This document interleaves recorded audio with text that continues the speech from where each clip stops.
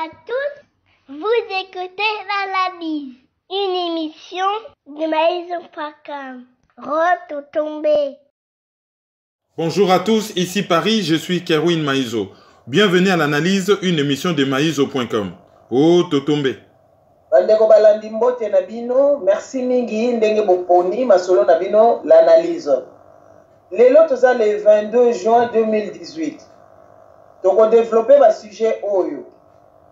Le Parlement est en session extraordinaire pendant laquelle Joseph Kabila s'adressera à la nation en congrès. L'informaticien en chef de la CNI démissionne. C'est notre page de divers qui va boucler cette édition. Bonjour Kerwin. Bonjour à vous, bonjour à tous. Merci de suivre cette émission. Kerwin nde tolobi yango na batitre Parlement eza na session extraordinaire. Tolinga toyeba session extraordinaire eza nini? Et puis ndenge tolobi yango ke Joseph Kabila akoloba. Akoloba nini? Attente à population eza nini? Tabiso pe na contexte. Alors, autour soki session extraordinaire ezali nini. Mais avant de répondre à la question Oyo, session extraordinaire ezali nini? Session extraordinaire ya Parlement ezali quand même important de rappeler ndenge mboka ekambamaka. Mboka ekambamaka na trois pouvoirs. Tozali na pouvoir exécutif, tozali na pouvoir législatif et tozali na pouvoir judiciaire. Pouvoir exécutif ko exécuter ko sala, pouvoir o esala ka misala. Ezali ko gouverner mais en travaillant ko sala misala. Ezali oyo ezalaka diriger na mitu mibale. Mutu ya liboso ezali président oyo azali mokonzi ya mboka. Oyo azali ko veiller à ce que makambo nyonso eleka ndenge longobani et ye mutu pe azali ko représenter mboka na libanda. Alors ye azali ye mokote a salisami na premier ministre. Premier ministre azali mutu ya mibale ya exécutif. Premier ministre azali mokonzi ya gouvernement, c'est-à-dire oyo azali ko kamba misala ya mboka. Et na kati ya gouvernement tozali na ba ministre ni koloba serviteur donc bana ya misala. Pour pouvoir exécutif ezali pouvoir o ezo sala. Alors ba ministre bazali bana ya misala. Et ministre ya yambo donc premier ministre azali coordonnateur ya gouvernement. Ye mutu azali ko sangisa ba ministre nyonso ko yeba ndenge nini misala na bango e ko salama na ndenge ya lima. Et mokonzi na bango ezali président de la République. Pouvoir ya mibale ezali pouvoir législatif.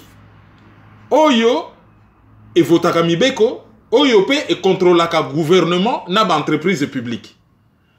Yango ezalaka souvent, surtout na démocratie parlementaire, ezalaka na mitu mibale to ban chambre mibale, bandako mibale.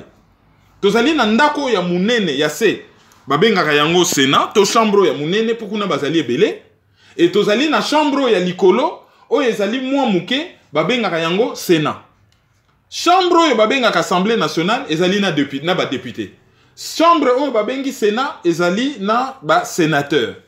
Ba député bazali élu na suffrage universel, c'est-à-dire batu nyonso bazo voter. Ba poni bango batindi bango na parlement, bakende ko représenter population et bakenda ko contrôler bato oyo bazali ko kamba mboka, oyo bazali ko gérer bomengo ya population, bomengo ya mboka, po bomengo ya mboka ezali ya population. Donc, bakende ko contrôler gouvernement. Et gouvernement ko kamba mboka ngulu te akokamba yango selon mibeko. Mais banani bazo sala mibeko ya minene ya ko kambela mboka ezali ba député. Bon, ba sénateur nde lokola bango ba ponami na ba assemblée provinciale et yiko lobake ba ponaka mingi ba notable. Soko teli net in États-Unis, chaque état ils a deux sénateurs. Mingi ezalaka ba notable, so tali même histoire nango banana Rome, ezalaka ba notable, ezalaka batu ya mayele, batu ya bayebana, batu ya boanya na ngina loba, batu bayebana.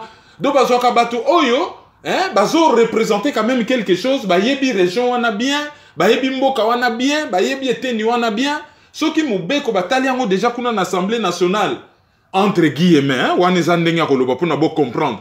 Assemblée nationale batali yango neti na wenze.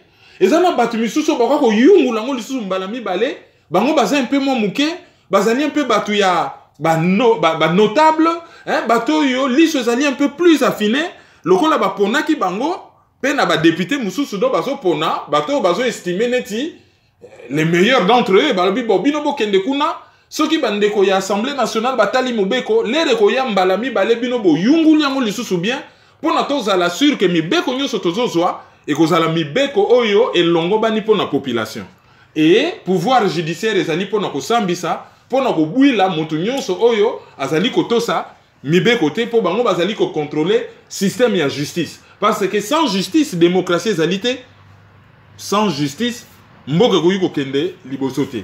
Alors yo tuni ngai sikoyo assemblée session extraordinaire ya parlement ezali nini soki tokei na article 115 ya constitution tokomona que parlement ezala sénat donc les deux chambres ezala l'assemblée nationale ezala sénat yango nyonso babengaka yango parlement ezala lokola ndaku ale ba chambre mibale chambre ya monene assemblée nationale chambre ya muke sénat. Alors parlement et se réunissaka 2 fois par an. Et bandaka na session liboso bandaka le 15 mars, ba clôturango le 15 juin. Et session ami balo to bengaka session budgétaire pour na ko voter loi budgétaire, ça dit budget koyeba mbongo nini, mbongo ezokota combien na mboka, ba ko salela combien, e ko bimela wapi, e ko kotela wapi, ba ko tonga bekol, ba ko sala boye wana to benga session budgétaire. Et bandaka le 15 septembre et silaka le 15 décembre. Entre le 15 juin et le 15 septembre, il y a une période de vacances parlementaires.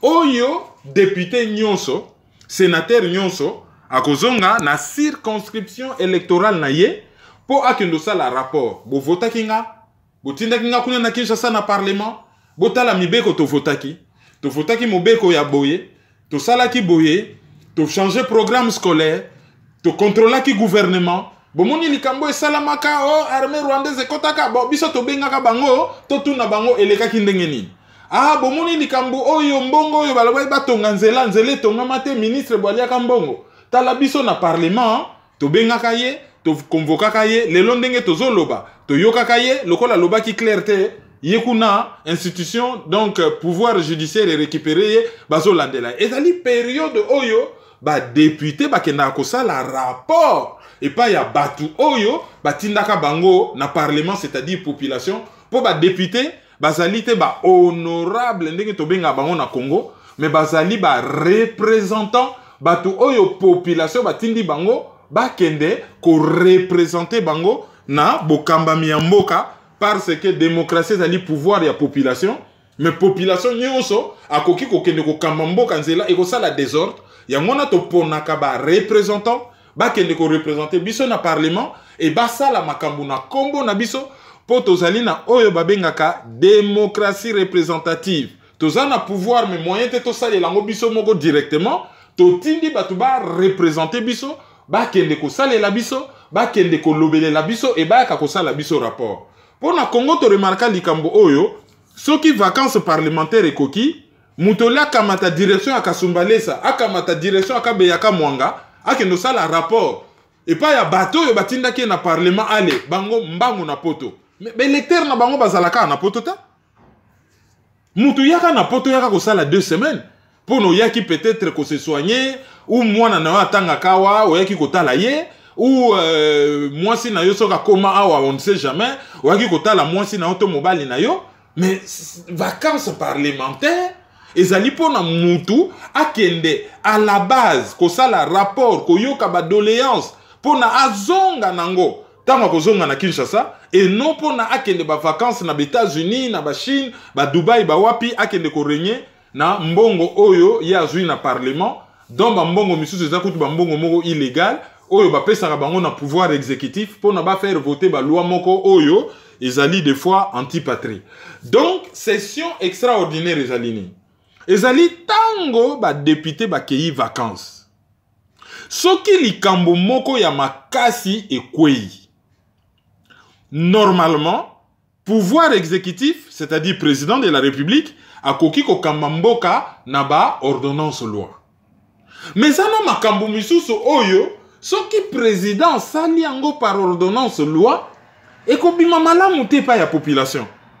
Et ça, les cambo, misusu pendezo senga pendaka que non population nyonso va se sentir concernée. Ah, ndengani na sala on ordonnance loi, ata soki ba député baza na vacances ba ko benga bango te bazonga, ba ko fande la likambo wana po ezali très important. Yango na ba benga ka session extraordinaire, c'est-à-dire ba période oyo ba session ordinaire ezate pendant le 15 mars ti le 15 juin to pendant le 15 septembre ti le 15 décembre période nyonso etikali donc pendant le 15 décembre ti le 15 mars to pendant le 15 mars ti le 15 septembre période nyonso ba député bazali wana te soki likambo ekwei bakoki kobengisa parlement selon constitution en tout cas baya pona session moko extraordinaire. Alors, na kata session extraordinaire, eza na ba dossier oyo ba traitaka. Alors, session extraordinaire ya mbala oyo, bazali na ko traiter dossier moko oyo, et c'est kota nango na tiroir kala. Dossier oyo ba bengi statut ya ba ex-chef de l'État. Ça dit soki mutu azalaka mokonzi alongwe, statut na ye, ako vivre ndengeni. Na Congo balobi yo, ako zala sénateur à vie. Selon la constitution. Mais à part que la sénateur à vie, est-ce que ça a besoin de motuka?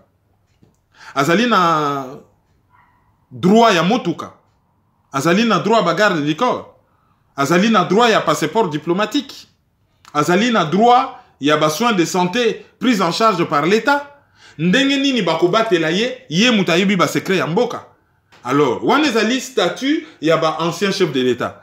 Mais na Congo, likambo a statut ancien chef de l'État wana, et comment ko bimana ndenge mabe, et comment ko bimana une espèce de droit à l'impunité. C'est-à-dire, il faut voter loi moko, que yé bokolande la yete, ata soka sali mabe, yé, il faut garder, bambongo na yé pas d'enquête, il faut pas garder les salaires moko à l'icolo, il faut bâtir la yé garde du corps rebelle, il faut bâtir la yé soins de santé, il faut bâtir la yé boye na boye. Donc, au lieu que ça, la loi est générale, impersonnelle, c'est-à-dire loi, ça la loi pour na mutute. Ça la loi, etali mutute, etali comme, etali mutute, etali pe ba cas particulier, etali batu nyonso. Et, soko kwei na mbeba, to, oza na besoin ya mobeko, otali soki mobeko wana, ezali koloba likambo yo sengelo sala.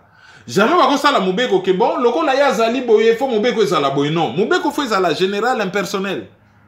Alors, ça tout tali bien na Congo, ba mi beko ndenge bazo sala ngo, on dirait ba sala ngo taillé sur mesure.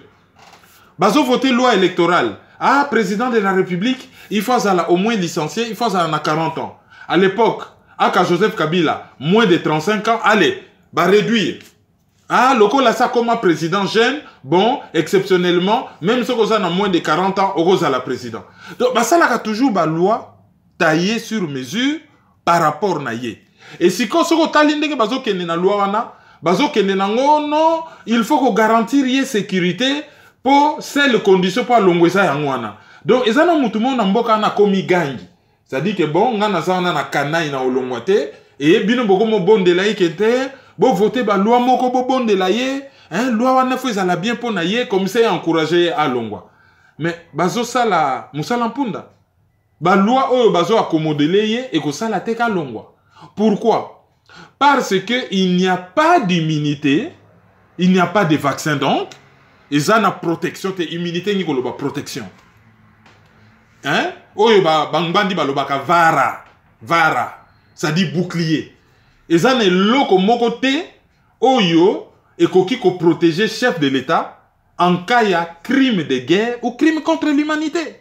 Oza la pape, oza la président, soko sali ba crime de guerre, soko sali ba crime contre l'humanité, quel que soit temps yango ko leka, quel que soit grade na yo, bako landela yo. Donc bako ki na bango ko voter ba loi nyonso na mokili oyo balingi. Oh ye, bakopesa ye mituka, bakopesa ye ba avion, bakopesa ye ba mbongo, bakokomisa ye sénateur, bakokomisa ye soki ndenge nini, liboso ndako na ye bakotia tapis rouge, avant là bakobwaka ba fleur na mbetu, mais soki kaka ezali prouvé que a commettre ba crime de guerre, que a sala ba crime contre l'humanité, il n'y a pas d'immunité. Et il n'y a pas de prescription. Prescription Nikoloba, quel que soit temps. Attends, après 30 ans, 40 ans, ils ont une fraction moussou. Soko zana nyongo, ah, il est qui 5 ans, bon, bah, il fasse nyongo. Ah, soko boma ki moutou, soko il est qui 15 ans, bon, ah, 20 ans, 30 ans, ah, bon, bah, bossani. Mais soko sala qui crime de guerre, crime contre l'humanité, bah, koki ko bossana yango jamais. Donc, quelle que soit la loi, oyo bazo sala pour naba accommoder Joseph Kabila, a yebi na yeke akozika. Même ceux qui va trouver les solutions de Tozo Yoka, oh, bazo lukela ye pays d'exil. Mais Charles Taylor, pe ba lukela ka ye pays d'exil. Alongwe na Libéria, ba yeni na Nigeria, les temps juste ba occidentaux, oyo ba chaka ye wana, akima na prison de haute sécurité aux États-Unis, sans que ba landela ye, ali a commis na Libéria, comme par hasard on dirait Mindu ke koya na Lola, a sali rébellion commis président. Mais tant que bazaki sou na besoin na yete, ba tindi na Nigeria, bango ba effacer ba trace nyonso ekoki ko impliquer ba autorité britannique américaine kaka ba auto yebi ba konzaka mokili. Tango ba sisi ko effacer ba trace, ba récupérer ye, ba luke lié dossier 50 ans de prison. Ba boaka ye na prison wapi? Ba boaka ye na prison na Grande-Bretagne, place où ba yebi ke bazo contrôler pour ceux qui ba tindi ye na n'importe quel pays, akoki soit ko s'échapper, akoki ko koma ba livre, akoki ko kutana na n'importe qui, akoki ko beta ba masolo misusu oyo ekoki ko embarrasser bango alors pour na bacha na sécurité Grande-Bretagne. Lelo oyo alias Joseph Kabila donc Hippolyte Kanambe akolongwane na pouvoir robo ke no bomba en Afrique du Sud. Ce qui ka basili si ko effacer ba trace na bango makambo nyonso ezo relié directement à Joseph Kabila na occidentaux ba ko livrer ye et ezana batebele kutu bazana intérêt ka kufa. Parce que ayebi tellement ébélé et que dossier en est tellement grave que bako préféré koutou akufa comme ça ce qui a koufi ba latisiye chapeau ya makambu nyonso o ya mabe bango na ye ba sala contre le peuple congolais pona ko makaka lika aye Kabila mtasala kango abisote ye erwana ko sala sa koufi azana possibilité ko se défendre et c'est ce qui va arriver aussi à Paul Kagame. Paul Kagame ba olekaye. Wana boza na bino sur ba olekaye. Et ce qui va lekiye, tout le chapeau, on dit bien tous les chapeaux, mutako mema yango, chapeau nyonso ya basende ya mabe. Ah, génocide rwandais, génocide na Congo, oh, massacre ya batu na République centrafricaine, oh, makambozo leka na Sud-Soudan, partout oyo, ba format armée rwandaise, ba équipa bango, ba tinda bango, Moutako lata chapeau ezali Kagame ezali ba occidentaux te. Donc ba loi nyonso bazo voter ezali na yango pour rien. Alors na souka ya titre olobi que ekozala na congrès donc ako s'adresser na nation na congrès. Congrès ezali ni.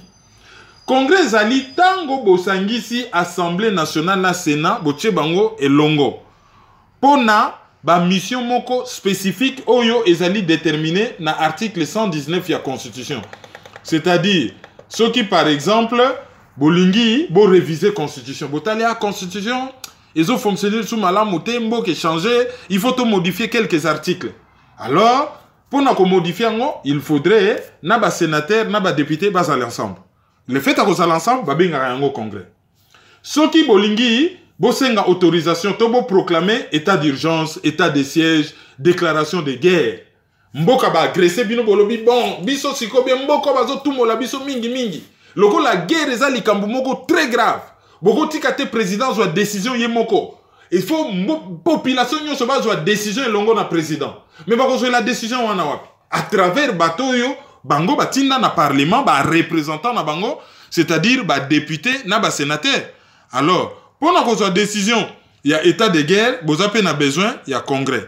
Alors, état de siège, ils allaient par exemple, état d'urgence, ils allaient par exemple, ceux qui mboka, ils allaient na mikakatano. Alors, au lieu que vous banda ko l'examibe ko nyonso na nzela mulayi, ata moi boyoki o mutute la zo sala complot contre mboka, au lieu bo senga ka lisusu mandat de perquisition, eleki milayi. So bo cheka mboka en état d'urgence. C'est-à-dire, nous sommes dans la urgence. Les militaires, ils ont perquisition dans le motole de 6h à 18h. Ils ont même à minuit. Ils ont fait la complot. Ils ont fait la complot. Donc, c'est comme ça en urgence. Ils ont état d'urgence. Ils ont fait sa possibilité que Makambo soit la état de siège, Mboka par exemple, ils ont un problème. Ou Mboka est assiégé. Alors, président va constater, ou parlementaire va constater que Mboka Sikoyo est assiégé. C'est-à-dire qu'ils ont battu, il faut qu'on agisse rapidement pour neutraliser Bango. Il faut qu'on couvre-feu, qu'on ait makambebele. La décision, makasi ndenge wana, président Koko Zwango, yé mon côté, il faut qu'on implique la population nyonso ba koki pe ko benga congrès, c'est-à-dire bosangisi ba parlementaire nyonso ya Assemblée nationale na ya Sénat ensemble pour na basala yango. Et puis ezalaka audition soki bongi boyoka président na likambo grave to président nga sala discours sur l'état de la nation. Mboke kanga ekambami ndengeni. Wana pe conformément à l'article 77 de la Constitution, Wanape, bokoki organiser congrès. Donc, mbala oyo, session extraordinaire oyo bazo sala ezali 1. Pona ko voter loi, ba loi mingi un peu en rapport na l'élection oyo ils en retard, mais mingi pona ko voter loi sur statut ya ba ex-chef de l'État. Et ensuite, bako sala pe congrès na suka pona ko permettre juste na ex-chef de l'État oyo azo longwa aya ko sala bilan na ye, aya ko sala état de la nation, aya ko loba voilà mboke utaki boye, ta la place tozo kende, ba élection ta la to utaki boye, to komi boye eza ko se préparer boye babilo ko wana nyonso akwa ko loba. Mais to yebi que depuis un certain temps aloba na ye lisusuté. Aloba chaka ye pression. To yebi pe que ba candidature ya ba député, il faut payer sa awa dans 2 jours, à partir à le 20, le loto à le 23, donc à partir à lobby. Il faudrait ba candidature, ya ba député, hein, ba koki ko déposer déjà ba candidature. Mais to yebi que le 24 juillet, il faudrait to yeba ba candidat à l'élection présidentielle, c'est-à-dire ba oh nyonso ba ni ba sala ba candidat ba ki no déposer ba candidature. To yebi pe que alias Joseph Kabila azali na droit ya ko se représenter. Mais to yebi pe que azo sala manœuvre ndenge na ndenge po a se représenter. Et azo loba rien. Bazo yebi se loba. Oh botala ka constitution. Oui. Mais constitution n'a pas ba ko modifier le jour J. Bato ba kota la pe kaka constitution. Yazo lobate botala constitution ya lelo oyo ba ko modifier ka jamais ti mukolo wana. Yazo loba totala oyo constitution lobby. Sauf que mukolo wana to yebite nini constitution koloba. Événement mo go sala mana katikati awa ke par miracle to monio constitution comme modifié. Sikoyo bako sala nini. Donc lokola zo lobate.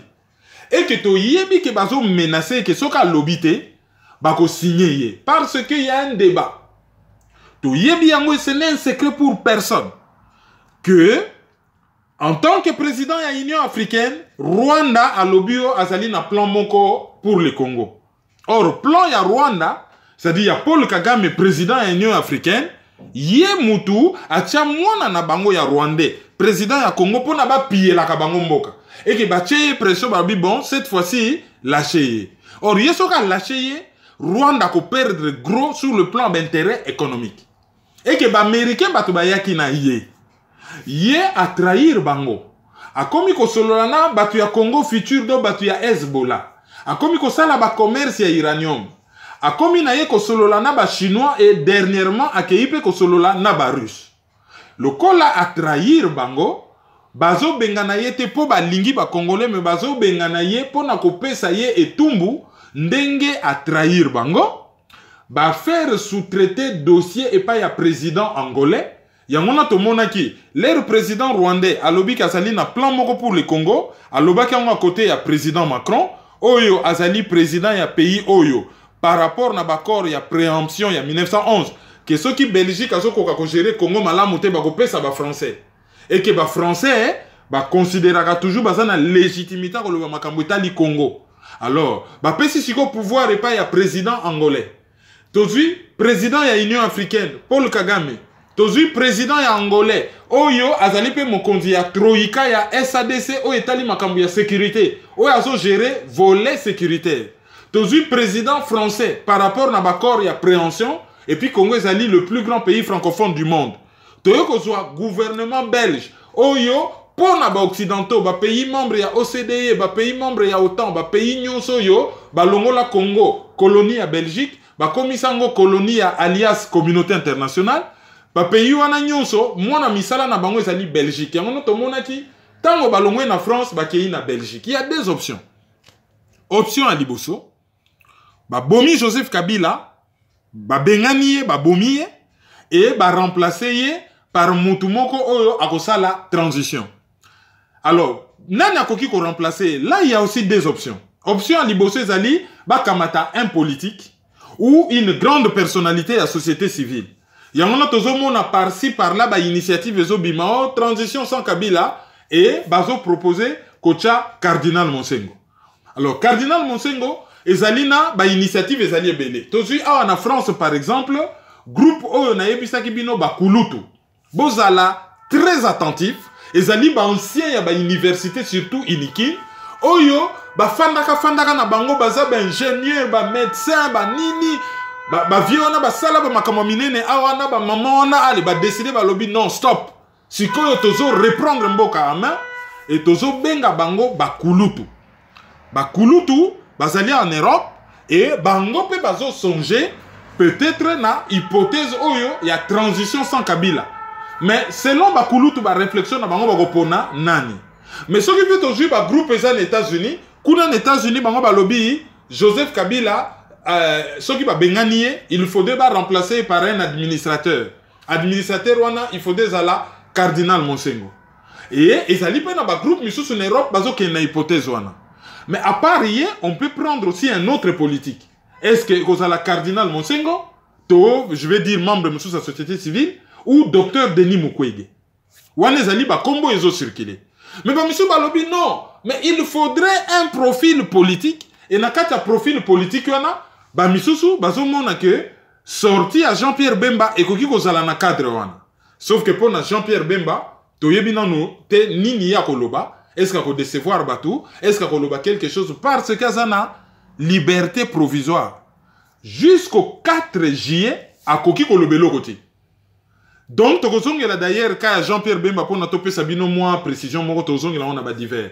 Donc soit profil politique et ba politique ebele bazo bunana caméra zo loba rien ntare ezali ne balobaka roi ya ba Burundais ntare azo avancer penda masqué azo loba rien mais na hypothèse wana ye pas zo tindika carte na ye mais à part cela Moïse Katumbi ye azo penser na l'élection après mais pour la transition azo soutenir nan on ne sait pas est-ce que biloko syndicat de kolazo sala azo penser na transition wana azo penser na mutu moko boye par rapport on ne sait jamais quel est le point de vue de Félix Tshisekedi par rapport à la transition na cadre ya ba politique on ne sait jamais et dernière hypothèse ezali que ceux qui ba bomi Kabila ba ko luka pour les ala accepté par ba congolais ba sous-traité yango par ba militaire congolais loko la AFDL azana ba militaire te donc ba ko ba militaire époque ya Mobutu et il y a des noms qui circulent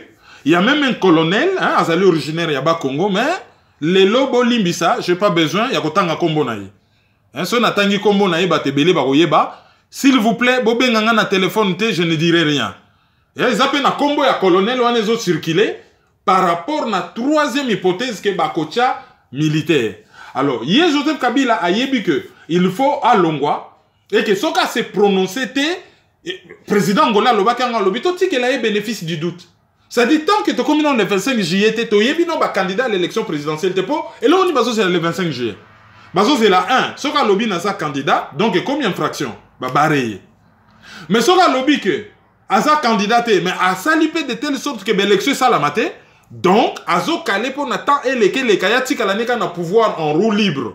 Déjà ba mandat na ezalaka illégaux mais à obtenir gratuitement son lobby gratuitement bato ba pesa ki glissement ba yebi masoloni ba betaka na ba Ibiza na ba wapi ba kopnin ba salaki contre le pays donc à obtenir quand même mandat à sa fin dit déjà 2 ans yango toko mokende 3 ans donc à kokine pe ko s'arranger que l'élection ça la maté atika la kanaika kawana tika la kanaika kawana c'est à partir il y a le 25 juillet que ba koki ko yeba yango donc ba koki ko signer. D'où il a intérêt ba yebisi avant dépôt ya ba candidature il faut s'exprimer. Yangwana aye ko annoncer que na session parlementaire extraordinaire oyo ekosuka na congrès et na congrès wana ye akoloba nini que azolongwa toté ça personne ne le sait tokozela ti le 20 juillet potoyoka nini oyo ye akoloba voilà oyo tokoki koloba par rapport na sujet wana. Sikoyo question eza que ndenge le 30 juin ezopusana Ukanisi ke akoko loba makambo sur indépendance ya mboka, ce que ça veut dire na contexte oyo la crise politique to wana ngo, et puis la diaspora, comment les gens se préparent par rapport à le 30 juin na pe na adresse na ina nation. Tu remarques le 30 juin comment ils en a deux dates na année comment ko déranger makas.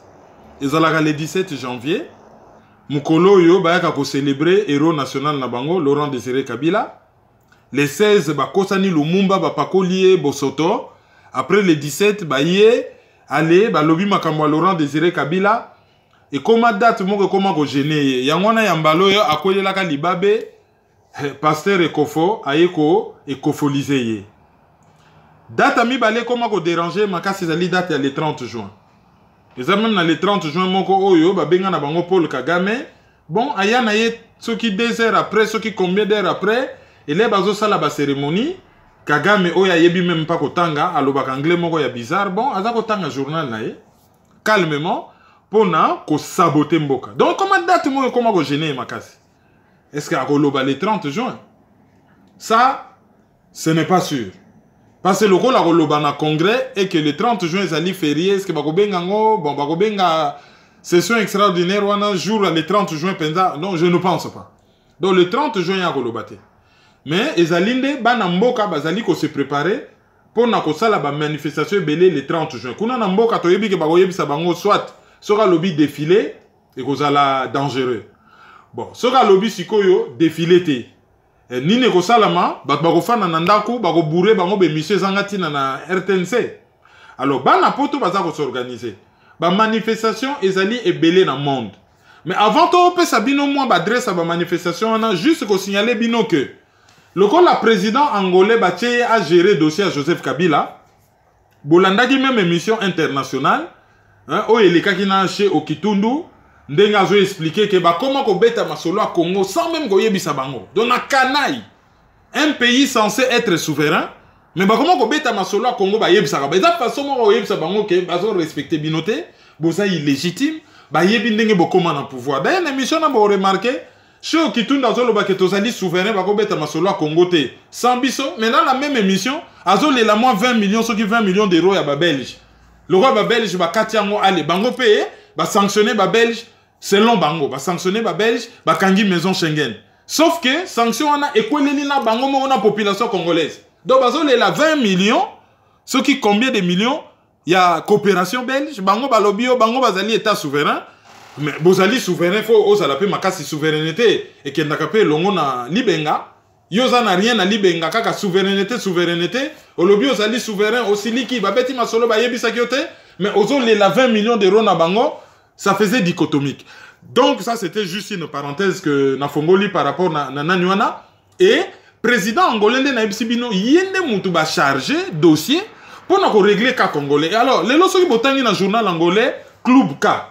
Bon on a que il y a eu un problème sécuritaire en Angola, il y a eu un coup d'état bon bazo déterminant pendant bien témoin. Il y a eu quelque chose comme une opération, un complot bazala ko sala contre président Lorenzo et complot en est raté. Et à Longoli d'ailleurs 3 généraux dont le propre petit frère Naye Moko Lorenzo na général Moussa Zali je crois chef à maison civile Naye et à Longoli bango na Moussala parce qu'il y avait des menaces. Alors ceux qui t'ont recoupé ba source to meki ko tanga ben information ko tanga ti ba journaux portugais ozomo en filigrane et puis to essayer ko vérifier tozo zongo mais quand même au conditionnel ozomo en filigrane ba lobio ezali pe lié na intérêt israélien. Et bazo soupçonner un Israélien proche de Joseph Kabila. Est-ce que Ezali Dan Getler to yebite? Donc, ndenge zo monana, to rokene na hypothèse que Joseph Kabila moni que président angolais vraiment mutokwa ko longolaye, alors yé alinga salaye un coup d'état en interne, ce qui angolais commis déstabilisé, ba tiena no dossier na Joseph Kabila à côté. Ça c'est une hypothèse. Mais deuxième hypothèse Ezali Joseph Kabila na za na ye ce qui politique kanambe. Azani mona bitinda. Ba Rwanda bat bacha yewana comme bas sous-traitant américain. Azwakana ba ordre na pas ya James Kabarebe et pas ya Paul Kagame. Et même bango moko po na ba koma na pouvoir wana Angola mutayaka na bango na pouvoir contre Jean-Pierre Bemba Angola mutesovaka ye. Tango nga na sitaka Angola omona bato misusu na Luanda hey yo Angolais sala yo nini bato mutu ezalaka te omona komo koma bilobela komi kofinga yo. Mais il y a mon président angolais, Nima qui a que bango, qui ko sauver contre Jean-Pierre Bemba. Alors, deuxième hypothèse, Ezali, intérêt mafieux oyo, ngindi derrière Joseph Kabila. Ce total même Dan Getler, Rwanda, Belé, oh, ngindi derrière Kabila, koki komona que soki Kabila longwe bango ba perdre. Donc, koki peut monter une opération pour les comptes de Kabila, c'est-à-dire opération oyo, et ça a un avantage à Kabila, même peut-être sans son consentement, pour déstabiliser Angola, pour ceux qui Angolais allaient déstabiliser, comme ça, Lorenzo, ceux qui y est moko balongolier. Comment s'occuper non à remplacement à pouvoir et à Sika. Ou à comment on a nos priorités à sauver pouvoir naie au lieu à occuper Makamba Congo. Donc il s'est passé quelque chose de sécuritaire, de grave en Angola, où ils allaient déjouer, et Oyo, bazali ko soupçonné, milieu proche de Joseph Kabila, Nde Batu, Basali Yango, donc bozomona dans quel environnement tozo évolué et bazo soupçonné milieu proche na Israël et milieu proche na Russe. Hein, proche na Russe. Est-ce que Zali Russie officielle ou Zali Russie parallèle? C'est-à-dire la gorge profonde intérêt mafieux oyo Zali ko tourner autour du pouvoir russe. Parce que bazo kama balobi oh Russe na américain bayo kanakate ndenge nini Kabila a komi ko signer ba contrat na Russe baye ba ko bunda na américain. Oui, so bozo ça la lecture bozo ça l'erreur. Bayo kanakate na domaine nini. Bobo sanate station spatiale internationale. Oye benda ba guerre na Congo pona ko fabriquer yango na ba alliage moko très rare ba trouvaka na Congo. Oyo soki pillage à Congo tendenga ki coûter bango mbongo makasi. Ezali coopération, il y a des Russes dans occidentaux. D'ailleurs, ezali fusée, navette spatiale, Soyouz, fusée Soyouz, oyo et Wutaka na base aérospatiale, Cosmodrome, il y a Baïkonour na Russie, n'emouté même makabatu na station spatiale internationale, où on trouve des Russes, des Américains, des Allemands, bazoyokana. Donc, ezate na ba domaine nyoso bazali ennemi. Et par rapport na Congo, et ça tellement mounene que les Chinois oh balobaka ko ennemi à Congolais. Mais botala. Tant que Funguru mais Américain ba tekela ngona. Mais ba tekela ngona ba Chinois. Ba koye bisana bango ba Russe ba lobitala. Station spatiale biso nyoso tozo bénéficier. Biso tozo mona clair. Congo est tellement mounene. Tala biso tozali awa. Ba français ba belge biso tozali awa. Ba Chinois bazali awa. Pour ça na kuna, soit moi coin na yo pe ça bango eza nango ba africain, eza nango ba noir. Yo pe soit moi coin na yo, il y a pas besoin to ko bunda awa nde tozo bunda kuna na Syrie. Awa mutu nyonso ko yuko lia bile eza pona mutu nyonso. Alors bato bazo kanisa ke soki ba russe ba ko sala nini pona ko protéger aka Joseph Kabila, baza na ko se tromper. Il n'y a que le peuple congolais pona ko se défendre seul par rapport na l'intérêt à Congo et rien d'autre. D'où le 30 juin, la manifestation est un peu ébélée. Alors, nous avons signalé bino ya liboso. La charité bien ordonnée commence par soi-même. Donc, nous avons l'inverse. ASBL, l'IFACO, CBG, VZW, bazali ko organisé conférence moko donc thème nango ezali 1960-2018 indépendance. Hein? Indépendance du Congo belge, avant et après, la place de la jeunesse. Bon, na titre pourquoi battre Congo belge? Biso tozali Congo tout simplement. Bon, voilà. Donc, indépendance du Congo, avant et après, et la place de la jeunesse congolaise. Alors, babengi nani? Babengi Junior Badila, atay ko sala kala na BBC, British Broadcasting Corporation, ou ezali radio-télévision britannique. Alors, asala rasiko na radio, ici London TV. Radio ici London et puis TV Nayango. Donc, il a développé thème moko. Ensuite, monsieur Robert Bokoro. Tout ça, on a côté à Koutoukuna babenga ango Bokoro. Na rivière Lukeni. Et ça la kapenda kuna penda makemba malala biloko ko liezo po la penda boye moyen ba évacuer on a qui nezate. Bon, donc na pesibino di solo na par rapport na kombo ya maître Robert Bokoro. Yé azali avocat na CPI et avocat na barreau à Bruxelles. Yé pe a développé thème moko. Ba maman batikali simate, tozali na maman Tracy ou Tracy Enta, yé pe a développé thème moko. Et ngai pe na développé thème moko tokutana samedi le 30 juin 2018 à 14h na Culturel Centrum Nova, Centre Culturel Nova. Balabala ezali Schijfstraat numéro 105. Schijfstraat numéro 105. Bakomaka yango C. O tobengaka na lingala, non, S. O tobengaka na lingala C. Ensuite C, ensuite H, ensuite I, ensuite J, ensuite F. Schijfstraat numéro 105. Code postal les alliés 20 20, donc 22 fois Antwerpen. Pour la info, Bobenga 32 0032 497 10 25 00 0032 497 10 25 00. Wana Asbel Lifako, donc Ligue des familles congolaises, hein, CBG VZW, Bangonde, pour l'occasion le 30 juin, tu vas réfléchir à la jeunesse congolaise. Il y a avant le 30 juin 1960, il y a après le 30 juin 1960, et que ça, la projection à venir. Bango bakoye ko pour naka titre wana po bazali Ligue des familles. Donc boya et belé n'envers to kutana to solola tant to kosili sa boyika ndenge salaka hein to telemi moi kopo hein to panzani. Wana manifestation ya liboso. Manifestation à mi-balé ezali oyo ya les Congolais debout. Les Congolais debout bazali ko organiser manifestation munene na porte de Namur. Et kokende ti na place Lumumba. Place Lumumba oyo bako inaugurer le 30 juin. Syndicat de Kolo a reçu parole.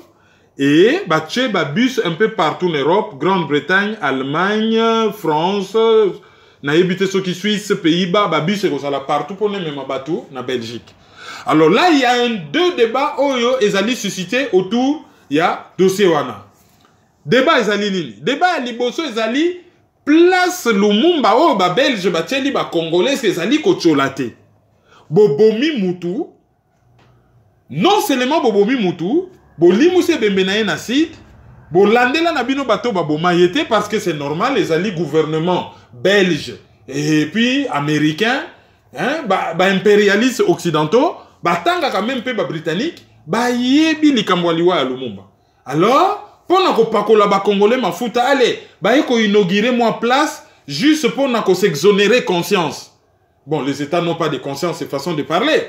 Juste conscience que les alliés chargés au bomi mutu allez au comme foutre la mon année minerval ah oui na boma qui est menaçant beaucoup là-bas nanaï on les alliés façon se soulager conscience donc place le moment bazo inauguré on a c'est déjà tout un débat après syndicat de Kolo azo organisé quelque chose et les alliés déjà na mérite à coexister ah batbalé là quand les Congolais qui ont des moyens bozo tchaba moyen té événement bon là on a mis des moyens c'est pas mal batuboye belé c'est bien. Pourquoi Batoufou Baye Belé pour que le DGE a s'adresser au Parlement européen, c'est-à-dire que a la légitimité, ce qui Batoubaye et Belé na manifestation à les 30. Mais le Parlement européen a réclamé nini ba élection. Or le problème du Congo n'est pas électoral en fait. Tout ça la élection en 2006, pas de solution, Batoubazo Koufaka Kokufa. Tout ça la élection en 2011. Pas de solution, et là qui c'est déjà que maladie au Congo azobela solution nango eza élection ti. Ezala nango juste, transparente, démocratique, tout ce que vous voulez. Tant que ba intellectuel congolais, ba personnalité congolaise, tant que élite congolaise, ba robanda kosala neti bazo ignorer que le pays a été agressé et que ba paya ba continue ba rouage nyonso ya pouvoir. La solution par les élections. Même ceux qui sont transparents. Imaginez-vous que tout ça libre élection, transparente, libre, bah voter pendant moi namboka. Moi namboka na continue à pouvoir lelo, garde républicaine et ton naba rwandais. Ni les rosanga que rwandais moka beta yema ça ça les tobandé les sous à zéro. Est-ce que qu'on revendique l'élection et ça l'était qu'on mettre la charrue devant le bœuf, qu'on loukate d'abord par un soulèvement populaire ou je ne sais quel mécanisme commettre nanu bapaya hors d'état de nuire, commettre occidentaux devant ba responsabilité na bango. Kotu na bango to lobby bosali nini na charte des Nations Unies, bo lobby nini par rapport na droit à l'autodétermination du peuple. Peuple na peuple, il faut ami konzama yemoko. Peuple mususu akoki ko konza peuple mususu te. Ezali mabe. Bosengi na ba occidentaux de lobby mais charte lobby nini? Chapitre 6 ya charte lobby nini? Chapitre 7 lobby nini? Biso tozalaki agressé bo lobby nini? Biso to kufi 6 millions. To lingi d'abord que justice et salam. Ba payawana bazwa etumbu. Ba oyo ba kolongwa ba longwa. Nous ne parlons pas d'immigration, nous parlons des militaires. Projet hégémonique batoyo ba kota na mboka oyo ba ya ba bomela biso mboka ba Rwandais bazo sala tout. Soko lobby occupation mon a même ba Congolais payé. Mboka ezali les pays est occupé. Batouana jamais ba ya un argument par rapport à la convention de la haie de 1907. Toyoka na ba argument juridique. Toyoka bango na noté ba contester que okosi convention wana conformément à la convention wana tokoki kolobate que Congo eza ok. Jamais. Jamais toyoka bango te baya ko se défendre que par rapport à la résolution 3314 il y a le 12 il y a le 14 décembre 1974 le Congo a été agressé. Ba kor nyoso ba sala ka dialogue ba sali agression ba commission rébellion dialogue ba injecter les biso ba militaires rwandophones na Congo. Bazo injecté. Il y a même des sources qui parlent de entre 35 000 à 50 000 militaires oyo ba origine ba Nyamulenge ndenge ba benga bango entre guillemets baza na Congo. Mais à propos ya ba Nyamulenge, je vous ai parlé d'une précision que je devais vous faire. Jean-Pierre Bemba mema chapeau hein. Mais Moutazaï ko diriger ba troupe na Centrafrique. C'est le général rwandais Mustafa Mukiza. Batoua na boyoka na ba reportage sur Centrafrique balobaka nini. Jean-Pierre Bemba venu avec ses Banyamulenge. Est-ce que biso na Congo to na Banyamulenge? Mais tango bateau na ba outi Centrafrique ba mangi bango wapi? Na 5e région militaire na Kikwit. Bateau yo ba na Kikwit bilongi bo monaka na Congo vraiment bino na Congo bosi mona bilongi wana. Tango général Mukiza a commis na Kikwit a s'installer et longi na ezo funda tellement bat batali ah bon na tira avec Banzenza. Lucenda Pidiai. Abe tout ça babatu boke Banzenza. Lera comprendre lo kandenga na salini. Abengi ba notable nyonso ya kote wana afandisa bango bonane kolia komela ya ndenge wana. Ale bango bakomi ko proclamer que ake mpanye na betu ya est. Yai kibena ke mpanye na betu ya est. Batu wana ba bosani tribalisme primaire bazalaka nango ke mutako utaneka na bamboka mike wana miti. Oh, mbura eta, mbura Paris. Doué, Mikui, Tango. Soka komika na Kikwiti mbala yina kenzenza. Ake mutambura kuna ya miti kuna ake nzenza na Kikwiti. Ndeko na ye po bango basana na Kikwita muyanzi moko wuti kuna mumbala moko mumbunda moko wuti soki mupende ayaza mopaya na Kikwiti. Me baki kobenga Mustafa Mukiza mpangi na beto. Basala campagne mpangi na beto. Yesi ko elo ni na sala kuna. A pilla banzete donc commerce ya ba grim a déboisa côté wana na ndenge ya koloka. Espace ezali kuna na commune ya Kazamba na Kikwit. Kikwit ezaka na Lukolela, Nzinda, Kazamba, na ebite so ina bosani Lukeni, 4 communes. Na commune ya Kazamba kuna à côté aéroport. Mais mutuana aya kotonga ndaku na lotissement moko bo etikalaka vide, peut-être pour na ko prolonger aéroport atonga ndaku, batu nyonso balobia lokola général atongi biso nyonso to kolanda exemple. Ba ya kotonga bandaku wana batonga bato nyonso bomona kuna se bazana bilongi ya ba congolais. Bah alors nana zo protéger na la haie, bazo juger Jean-Pierre Bemba, Fatou Bensouda, azalaka assistante ya procureur kuna na tribunal pénal international ya Arusha. Et kuna bazako juger kaka ba utu, jamais batikala ko juger batuti. A memi politique na yewanati na ces pays.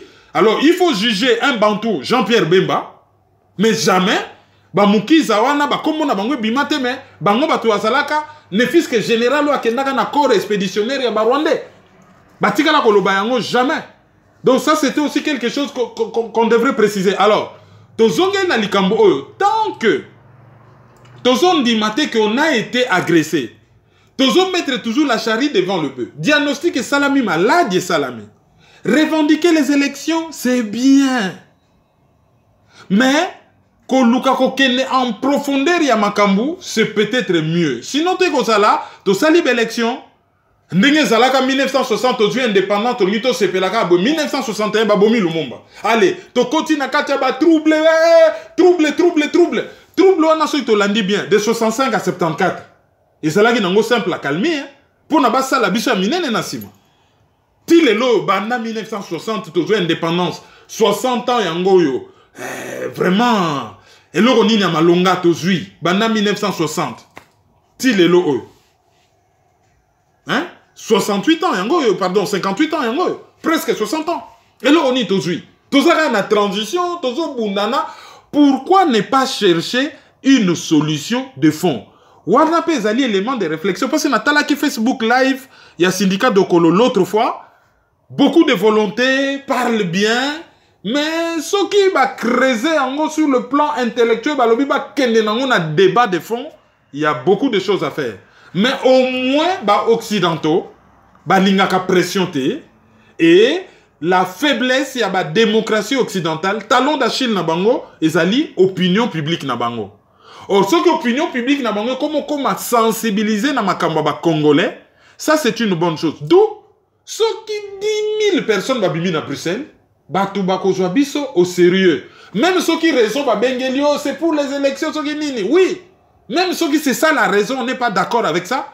Mais ceux qui 10 000 personnes ba bimi, bato ba se plaignent à batango ya mbongo ba ngako chambongo te. Voilà, il y a quelqu'un qui a mis de l'argent. Maintenant, déplacez-vous. Ceux qui ont commis 10 000 ebele wana boye na place Lumumba, ceux qui ont sala nini, ceux qui peuvent match ko baluka, ceux qui ndenge nini. Mais bon, il y a déjà un élément. Alors, na pesibino adresse ezali na yebisibino ezali na porte de Namur, à partir de 15h, ezali, les Congolais debout, comité laïque de coordination, na association Belé.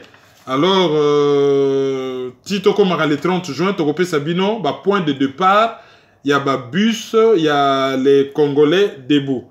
Alors, Batimisusu, Balabakiso, Balabasalaka manifestation le 30 juin Europe Awa, et vous allez compliqué. Il y a un ban, il y a bonne. Cologne, je crois, Cologne ou bonne. Bana ya Allemagne, nakota la sunan de konabiso Zola, Bango, Bache, manifestation na Bango na Jie, et na Rosalakuna, et puis Bana ya Danemark, donc na Copenhague, Bango, Bache ya Bango, pe na Jie, donc le 28 juillet, OEP à Copenhague, nazali invité, sauf contre-temps, na Rosalapé kuna. Hein? Bana ya Allemagne, Torozongela, monsieur Zola, Bobangate, Torozongela Bino, Bosali bien, au lieu que Bissonyon sokaka, les 30 juin, wana, tozo kabola ba force, alors Bino Boche na ba JE, ba date différente, et zo permettre Bino Bocha appui, na makambo ezo salama, le 30 juin, na Bruxelles, ton Anvers, na Bruxelles ou na Anvers, et Bino, les Bosala ya Bino na JE, ba tope ba koyi ko wut ailleurs, ba yeko cha Bino poids sur place. Alors, ceux qui bosali na États-Unis, na Californie, il y a 2 manifestations. Oh, il faut connaître présence de Konabiso, Christelle Vwanga, boye bien à Kinshasa, azali très suivi, ba koma ko bengaye maman Kimpa Vita, asali association moko atangi saka bana ya ba orphelin. Hein, ba jeune fille kaka, ba jeune fille oyo ba orpheline, voilà. Ba jeune fille oyo ba perda ba parents, asala azotonga école mobimbaka pona ko scolariser bana wana. Alors, il y a un événement na kombo ya Karibu to Congo Kinshasa et ko Salama na Californie. Alors, location ezali 14 401 Dickens Street, Sherman Oaks, Californie dans CA 91 423 na Phillips Hall. Yango ekobanda na 18h ou na 6 p.m. Et là, le 23 juin, donc, lobby. Conférence, Salama. Et conférence, Salama. Et Makambu, et Belé, Salawana, Kolia, tout ça, gastronomie congolaise, culture congolaise. Donc, Karibu to Congo Kinshasa, Wana, Ezalina, 14 401 Dickens Street, Sherman Oaks, CA 91 4 ou 91 423 dans Phillips Hall. Et Kobanda, à partir il y a 18h le 23 juin. Et puis, le 30 juin, sikoyo. Ekozala na 363 E. Villa Street. Na Pasadena. CA 91101. Wanezali le 30 juin, kobandana 16h30. Oh, il y a l'icolo. Moi, droit d'entrée, mouké, je crois, $30 pour un couple. $25, je crois, pour un singleton. Et puis $10 pour un bana. Pour qu'on a 4, il faut qu'on y a, qu'on met là, manifestation culturelle. Mais oh, il y a le 30 juin, oh, il y a Salamana, 363 E Villa Street, na Pasadena, Yango et Gozala free entrance, donc ils allaient gratuit. Alors, ceux qui ont besoin renseignements par rapport à l'événement, Nyon Somi Balé, numéro à téléphone, ils allaient 818 419 62 11 ou bien 818 573 71 36. Christelle Voanga a kozalawana kaka ndenge zalaka conférence bakosa la fundraising boya ko participer au témoin $20 na on poche mbongo wana bakotonga nango école na Congo pona ko scolariser ba jeune fille et ba oyo nyonso bazali na besoin ya kosala eloko na Christelle Voanga les razan États-Unis bo contacter ye na Facebook na ye to bo tinda message a na téléphone ya analyse to ko transmettre pour azali ko préparer conférence mo na Suisse to ko pesa bino ba détail le moment venu. Donc oyo azan a besoin na ye a komela ye ou a contacter biso to ko transmettre mais bana ya États-Unis le 23 ou le 30 bozali na Christelle Voanga boyambaye ndenge et longobani.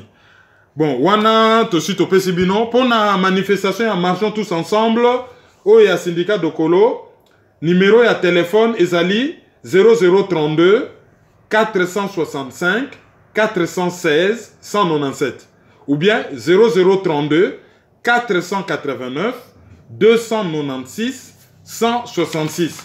Wana ezali manifestation oyo ezali en rapport na syndicat Dokolo. Alors ceux qui bino pe bolingi oh manifestation n'engezo sala man États-Unis besoin a besoin nango bongi bokende bon tozo annoncer les bino déjà le 6 octobre famille Songozoni ça dit association à Bangandi oyo basala ba action en Europe pour na ko aider kuna na yakoma kuna pa ya Bangandi ko aider moi construction école moi hôpital boyebi côté on est comment vraiment abandonné et comment nango abandonné so bangi basala moi projet aller batimisu ba beleli code 32. Ça dit, bah, on a ba 32 na mboko, il faut tout abandonner bango. Non. Donc, on est dans un pays où, bah, koki ko imputé, bah, erreur, il y a régime, moko, et pas batunion, so kaka, batunion, so code 32, non. Bah, ça, la siko, bah, projet, population à se prendre en charge, et famille Songozoni, bah, ça, là, bah, projet, événement, bah, ça, là, qui a passé, événement culturel, mais ça, qui a mounene, et ça, là, qui est inclusif, bah, baye, bah, koti, bah, bini, bah, sepeni, mais, et ça, là, qui, très bien. Et bazo reprendre en le 6 octobre et kozala na Gemeindestrasse na Manendorf. Alors arrêt ou adresse ezali Alte Landstrasse 250 Manendorf. Droit d'entrée kozala 30 francs suisses ou 20 €. Mais on a tout le temps. Ezali en octobre to kozongela mais beaucoup mango déjà na bajanda na bino. Et on a 19h. Boye belé, so ba lobby ya Bangbandi, ezalaka Bangbandi te mututu akoyiko ya, il suffit qu'on paye droit d'entrée na yo, oye ko découvrir culture ya Bangbandi. Mendenge sala magamba na liboso ba binaka ba mutu ashi, ba nzembo ya ba mongo, ezaki nango ouvert. Première partie ba exposer tout ce qui est culturel, ba se présenter na ba congolais mususu, voilà culture na biso yango. Mais deuxième partie, nous sommes allés. Bisopé, tozali ouvert na ba culture nyonso. C'est un rendez-vous du donner et du recevoir. Donc, boya et belé. Auditeur du jour. Auditeur du jour, Nabiso, ya Lelo, ya Liboso Zali, mademoiselle Amani Kapinga Muntu. Amani Kapinga Muntu, azali mwana ya Roger Muntu, azwaki bac na les États-Unis. Félicitations mademoiselle et tout le monde qui américaine a essayé kobina mutu wa China papa naye, c'était quand même assez marrant et puis félicitations Roger na barbecue munene à la congolaise osalaki pona mwana zaki na besoin kosala retour aux sources. Lokola zali américaine déjà, de naissance, de nationalité et de sang. Parce que maman na zali américaine, mais moi na sengaki retour aux sources. Donc là, il y a aussi ces besoins-là. Il y a bana na biso, baye baka culture na biso, et loko salaki ezalaki formidable. Donc, auditrice du jour na biso ya liboso, ezalaki Amani Kapinga Muntu. Auditrice du jour na biso ya mibale ezali Agnès Maizo, ye azali na état ya New York. Félicitations mademoiselle pour na diplôme na yo pe bac na yo. Hein? Bravo. Et j'espère que mukolo wana pe tokobi na penda ba danse oyo ya ba congolais, hein? Na boy na ko tanga kombo ya danse sinon te bako kotisa na kati ya cage moko boy. De toutes les façons, culturellement, aux alipe mélanger, outi na ba partie belé à Congo, c'est ça aussi. Biso na famille Maïs, on est très ouvert. Même na ndenge ya kobala, wana mwana na biso. Mwana yaya na ngai, on est ouvert. Et félicitations donc au Lakisi Penda Mayele pour Betiango Penda na ndenge ya likolo. Pour une fois, ba membre à famille, ba koti awa parmi ba auditrice du jour. Auditrice du jour, Yamisa tout, c'est la meilleure d'entre nous. La meilleure d'entre nous, Ezali Francine Mukwaya, ye azali na Cambridge. Ye vraiment pour na Congo à Rolembate, toyoka ye na ba radio na Grande-Bretagne, toyoka ye na ba université kuna na Cambridge, toyoka ye na Radio Vatican, toyoka ye na Chatham House. Ezalaki anniversaire na yo il y a 3 jours à peu près. Alors toko souhaiter yo kaka vi moulaï. Et puis, au mona libération à Congo, oyo, ozali ko ménager aucun effort pour na kobunda pour na yango. Auditrice du jour na biso, ya Minei, ezali Fanny Mayele. Fanny Mayele, yo, ozali awa na région parisienne. Au fait akipe anniversaire na yo, ozali auditrice du jour na biso, ya Minei. Alors, toko koti s'appelle un auditeur du jour. Pour ezalaki kakaba auditrice te. Alors auditeur du jour na bisope mususu ye afetaki anniversaire na ye. Il y a 2 jours nko kombo na ye ezali donc kombo na ye Didier Mbendos. Didier Mbendos ou Didier Mbendo Mbendos. Ye pe afetaki anniversaire na ye il y a 2 jours. Ye azali auditeur du jour nabiso ya Minei. Alors to sukiwana je crois pour la première ah mais to ngaki to posa na moko ya suka nde ezali la belle Aliana Isaï. Aliana Isaï sœur nabiso ye azali na Londres Grande-Bretagne. Ye pe azali auditrice di munene analyse et ezali pe. Et je crois il y a encore un jour, c'était son anniversaire. Donc, Aliana Isaï, ye azali, auditrice nabiso du jour, ya Souka. Nayango, to Sukiwana, pour la première partie, ya analyse, Maloba Ombokayo. Pour clôturer l'analyse, tout le monde a la deuxième partie. Merci, au revoir. Au revoir. Merci beaucoup. Merci beaucoup. Merci beaucoup pour tout les enfants.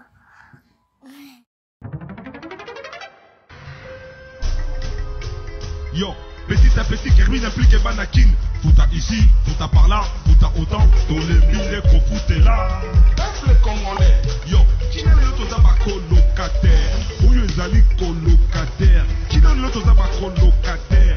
Oyo ezali colocataire. Qui n'a le loto koma colocataire? Oyo ezali colocataire. Qui n'a le toza ba colocataire? Oyo ezali colocataire. Donc c'est soutenir. Il faut donc lutter pour une nouvelle société. Mais pour la lutter, il faut que ça ait arme, il y a vérité, il y a justice. Tontika le Bouddha, Tontika l'hypocrisie. Mbokezo qui est na parti, mbokezo qui est na sans position, la génération n'a pas besoin de sans position, sans solution. Mais nous vivons dans les pays un temps de confusion, d'obscurité, de désespoir. Mais nous savons qu'au plus profond de la nuit, l'aurore pointe déjà à l'horizon. Analyse sur la liste.